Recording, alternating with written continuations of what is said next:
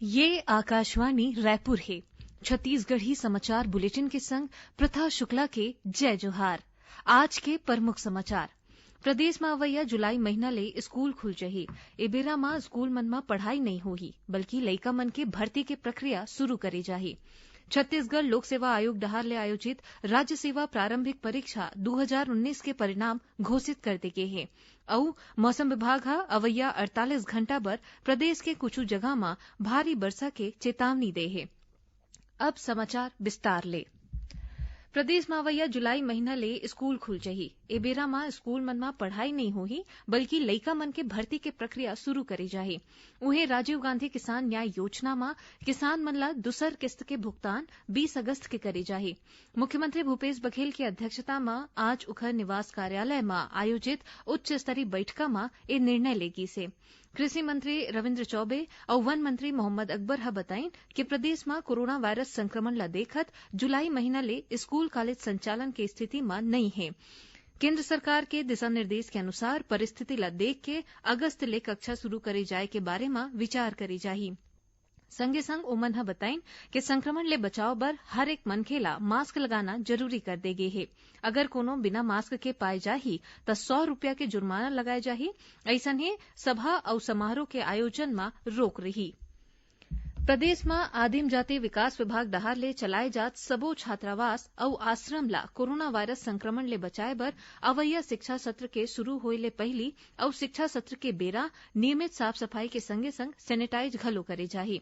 विभागीय सचिव डीडी सिंह हा एखर बारे में जरूरी कार्रवाई बर सबो जिला के सहायक आयुक्त मन ला निर्देश जारी करीन है। एमा सफाई कर्मचारी मन सुरक्षा किट पहन के ही साफ सफाई करही। छात्रावास और आश्रम में लइका और कर्मचारी मन सावधानी पूर्वक अपन रोज के काम करही, ताकि ओमन संक्रमण ले बच सके। राजनांदगांव में आज कोरोना संक्रमित एक झिन मरीज के पहचान करेगी से। ये महिला मरीज बलदेव बाग के रहैया है। एरा मिला के जिला में अब सक्रिय मरीज मन के संख्या बढ़ के 31 हो गए है। उन्हें राजनांदगांव जिला में ए हफ्ता घलो रविवार के पूरा लॉकडाउन रही। जरूरी सेवा ला छोड़ के बाकी आर्थिक गतिविधि बंद रही। एथी राज्य सरकार डहार ले ये स्पष्ट करे गे है कि दुकान मन ला हफ्ता में एक दिन बंद राखे के संबंध में फिलहाल कोनो आदेश जारी नहीं करे गे है।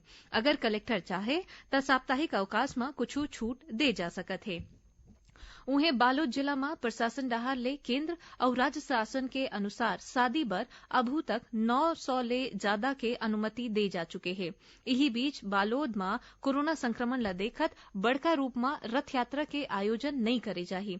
जांजगीर चांपा जिला के मालखरौदा के सामुदायिक केंद्र में एक झिन डॉक्टर के खिलाफ कोविड अस्पताल में ड्यूटी ले मना करे के मामला में एफआईआर दर्ज करेगी से। प्रदेश में प्रवासी समेत आए जाए मजदूर मन के स्किल मैपिंग करके ओमन ला उखर मन के हुनर के आधार में रोजगार देवाए के दिशा में विशेष पहल करे जाही। श्रम मंत्री डॉक्टर शिव कुमार डहरिया हा काली अपन प्रभार जिला के सरगुजा और कोरिया में शासकीय योजना मन के समीक्षा बैठका के बेरा में एक गोट बात कहीन है। उमन हा कहीन है कि प्रदेश में कोरोना वायरस संक्रमण के रोकथाम बर लगाए गए लॉकडाउन के सेती छत्तीसगढ़ के श्रमिक मन बड़ संख्या में आने राज्य ले लहुटत है। श्रम विभाग के अंतर्गत श्रमिक कार्ड बर 90 दिन काम करे के अनिवार्यता घलो खत्म कर दे गए है। छत्तीसगढ़ के भीतर सड़क मार्ग ले अंतर जिला और अंतर्राज्यीय अवई जवई बर ई पास ऐप के सुविधा उपलब्ध कराए गए है, जेखर ले 1 घंटा में निःशुल्क ई पास जारी करे जाथे। अधिकारी मन बताइन कि ई पास बर आवेदन करना बहुत सरल है और वैध दस्तावेज दे बर हर यात्री ला 1 घंटा में ही ई पास जारी करे जाथे। सिर्फ शादी या कोनो दूसर कारण या फिर आने राज्य के रेड जोन ले अवैया आवेदन लही जिला प्रशासन डहार ले 24 घंटा के अंदर जांच करे के बाद ई पास जारी करे जाथे। छत्तीसगढ़ी समाचार बुलेटिन आप मन आकाशवाणी रायपुर ले सुनत हव। छत्तीसगढ़ के खबर ले है आपकी वास्ता और खबर के विश्वसनीयता ले है हमार वास्ता।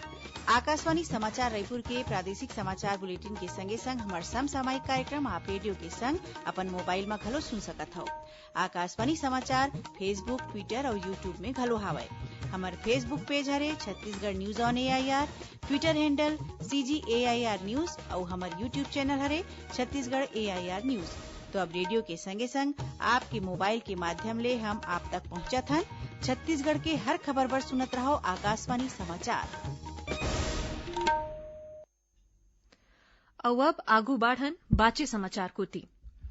छत्तीसगढ़ लोक सेवा आयोग डहार ले आयोजित राज्य सेवा प्रारंभिक परीक्षा 2019 के परिणाम घोषित कर दे गए हैं। मुख्य परीक्षा बर 3,617 अभ्यर्थी मन के चयन करे गे हे। मुख्य परीक्षा बर अब एमन ला ऑनलाइन आवेदन करना होही।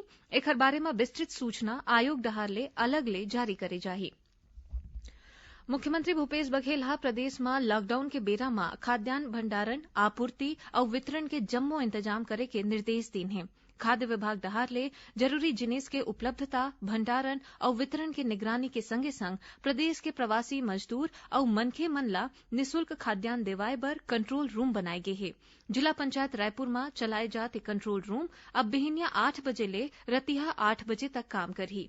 ए राज्य स्तरीय कंट्रोल रूम के टेलीफोन नंबर है 0771 288 2113। बिना राशन कार्ड वाले मनखे और प्रवासी मजदूर मन ला निःशुल्क खाद्यान्न दे बर मोबाइल ऐप प्रवासी खाद्य मित्र में पंजीयन के सुविधा घलो दे गे हे।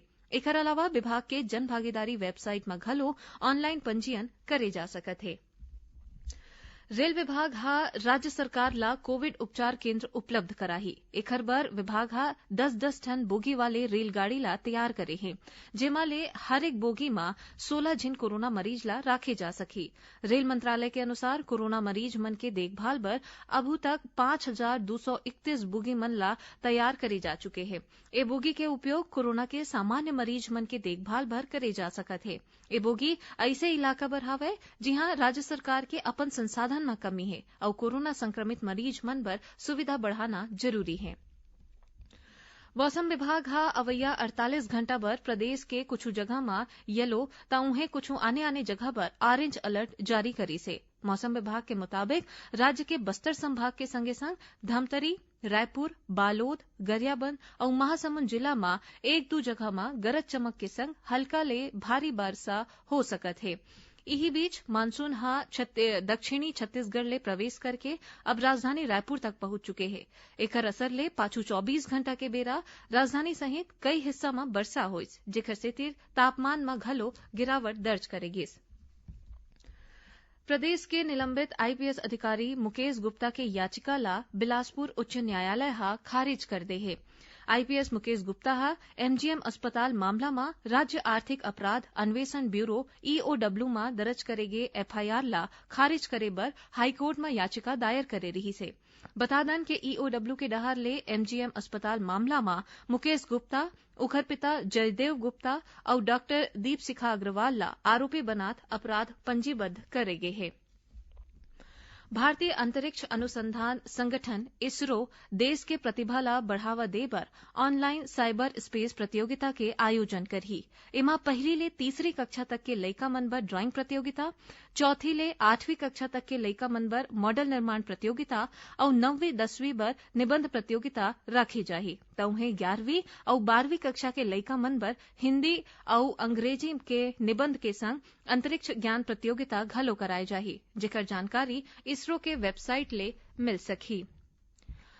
आखिर में प्रमुख समाचार एक घाव फिर। प्रदेश में अवैया जुलाई महीना ले स्कूल खुल जही। ए बेरा में स्कूल मन में पढ़ाई नहीं होही, बल्कि लइका मन के भर्ती के प्रक्रिया शुरू करे जाही। छत्तीसगढ़ लोक सेवा आयोग डहार ले आयोजित राज्य सेवा प्रारंभिक परीक्षा 2019 के परिणाम अब घोषित कर दे गए हैं। और मौसम विभाग हा अवैया 48 घंटा बर प्रदेश के कुछ जगह में भारी वर्षा के चेतावनी दे है। एकरे संग छत्तीसगढ़ी समाचार बुलेटिन इहे सिरावत है। जय जोहार।